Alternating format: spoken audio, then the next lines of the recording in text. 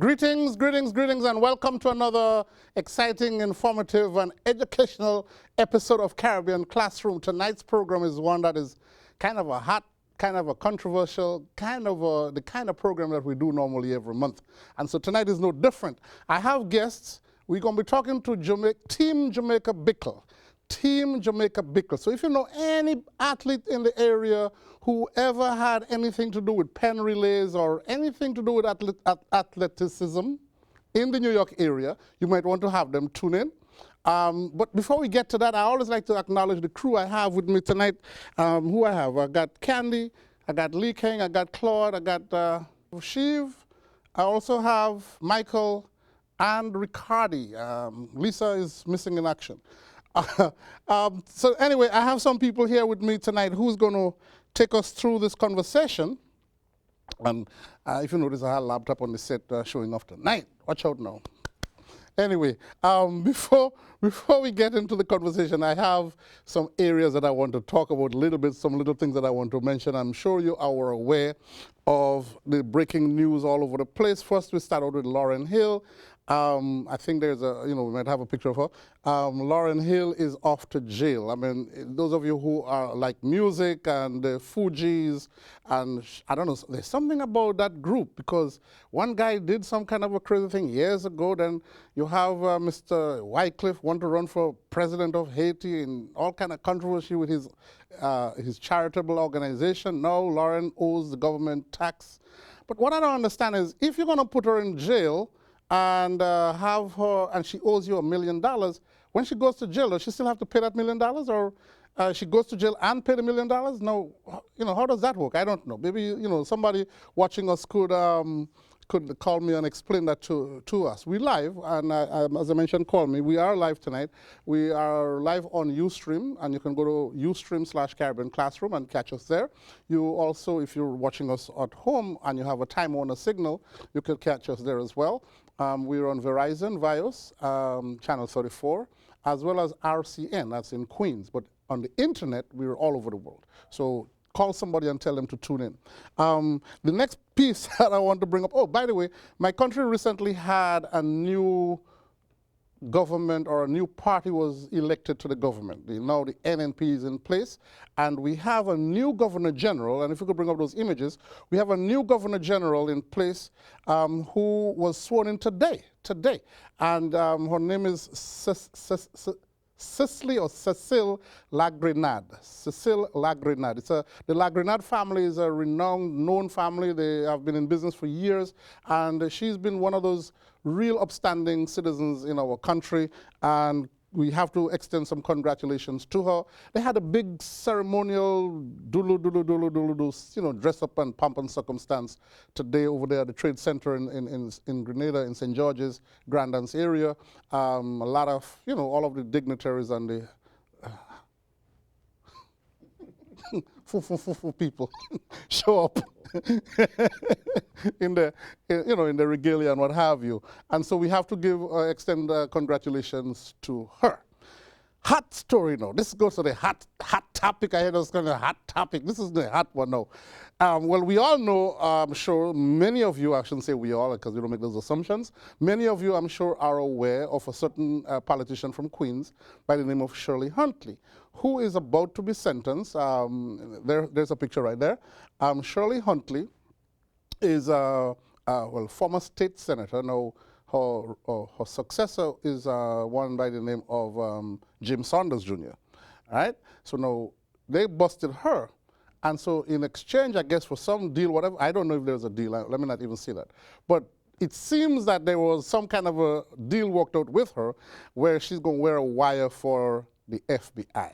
And so in her wire-wearing ways, she ended up dropping Mr. Thompson, Mr. John Sampson, I think Thompson, wrong name. Sampson, Senator Sampson from Brooklyn, get caught up in this wire-wearing scandal, and from the report that I read and the things that I've been looking at, he is now busted, not necessarily for governmental, frailties, but just in terms of his influence, trying to peddle influence. Take a look at this report that was filed by a reporter on Brooklyn 12. Roll the tape.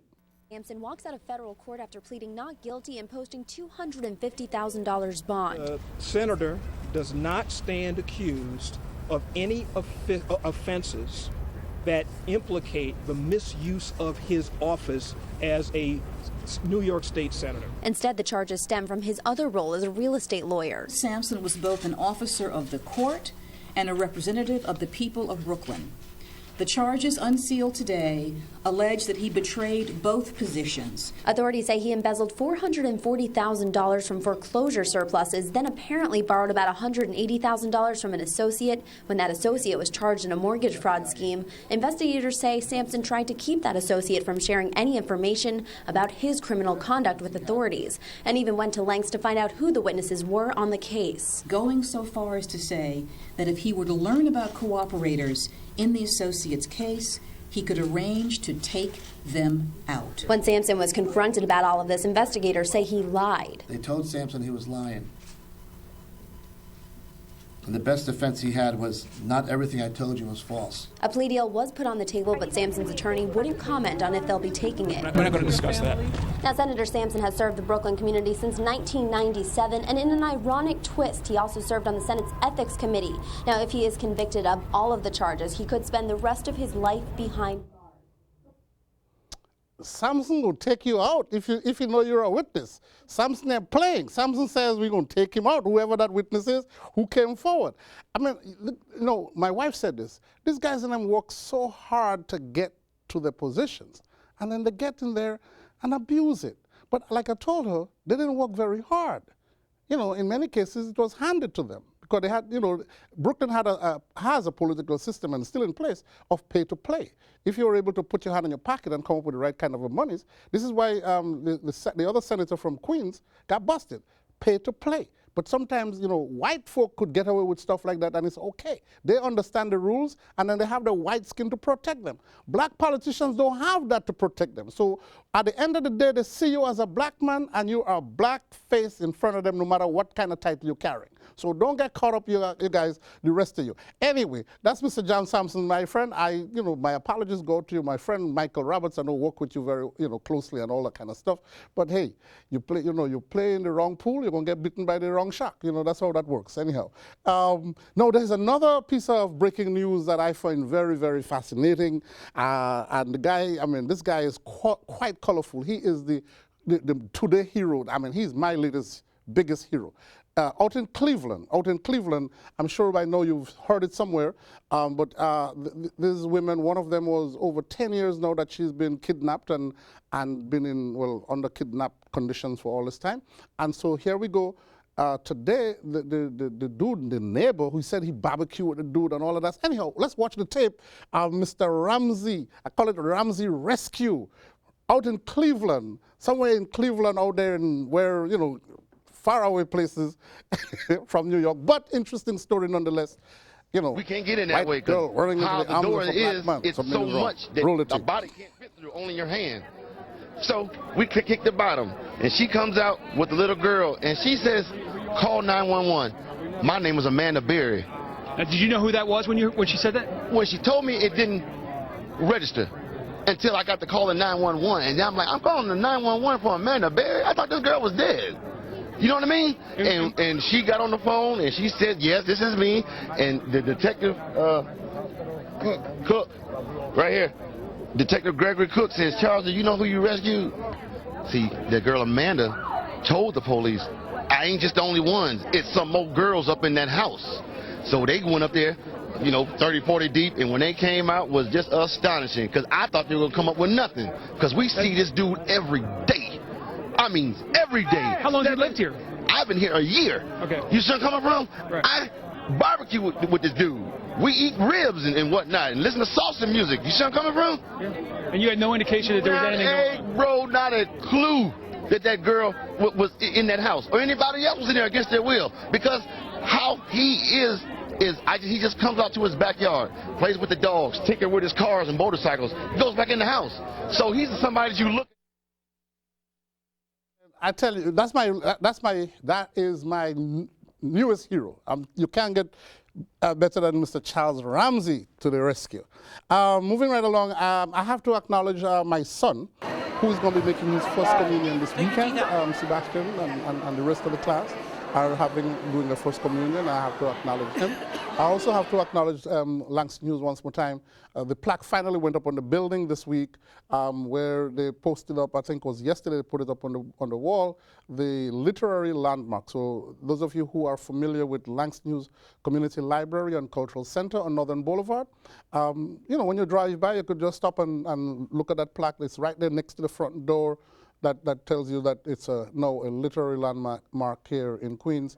Langston Hughes is part of the Queens Library system, and so by all means, my friend Kennedy Phillip, Twit as we call him, is still in the hospital trying to recuperate from this severe accident he had from that terrible snowstorm we had back in the winter, and I again extend to you or ask of you to extend your prayers to him and his family as they try to pull themselves together as a result of him being in the hospital and under the weather for such a long time.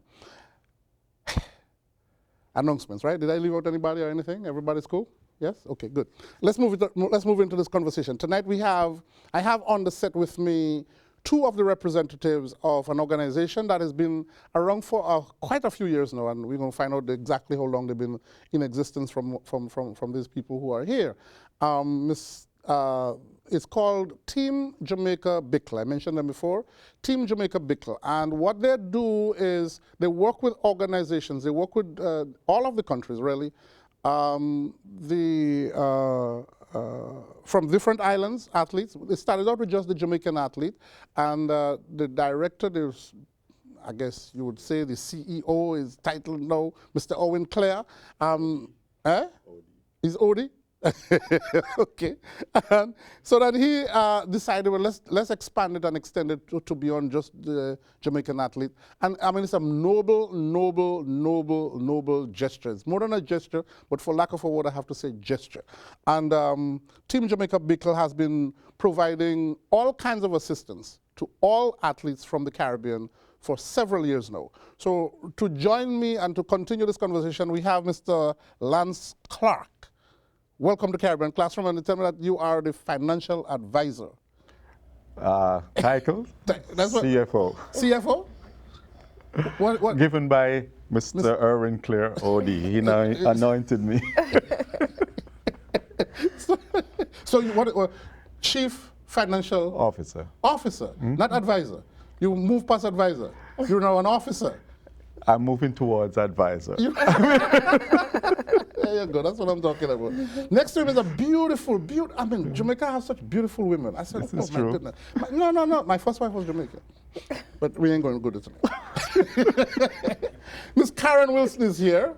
I know you are the legal advisor. Is that what it is? That's correct. Legal advisor. Are you an attorney? I'm an attorney, yes. Oh, okay. So let me be on my best behavior. I'm not saying anything I'm not supposed to say. So Ms. Karen Wilson and Mr. Lance Clarke, and we hope to be joined somewhere down the line by Mr. Sean Phillips. I understand he might be on his way trying to make his presence here. Welcome to Caribbean Classroom. Thank you. Now, tell us a little bit in the short version of Bickle.